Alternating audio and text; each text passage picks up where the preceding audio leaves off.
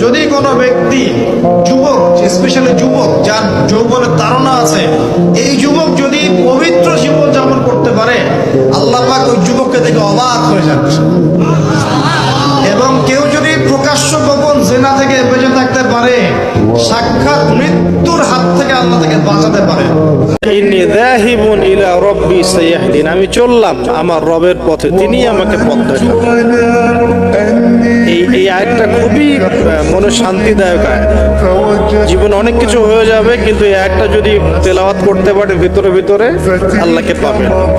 ইন্নী যাহিবুন ইলা রাব্বি সায়াহদিন, আমি ছুটলাম, আমি চললাম আমার রবের দিকে, তিনি আমাকে পথ দেখাবেন। দুনিয়া খুব খারাপ, এই জন্য ভাই দুনিয়ার দাস হবেন না, আল্লাহর দাস হয়ে যাবেন। দুনিয়ার পিছনে ছোড়েন না, আল্লাহ আপনাকে দুনিয়া পায়ের সামনে এনে দিলেন। আপনি আল্লাহর হয়ে যান, দুনিয়া আল্লাহ পাক আপনাকে পায়ের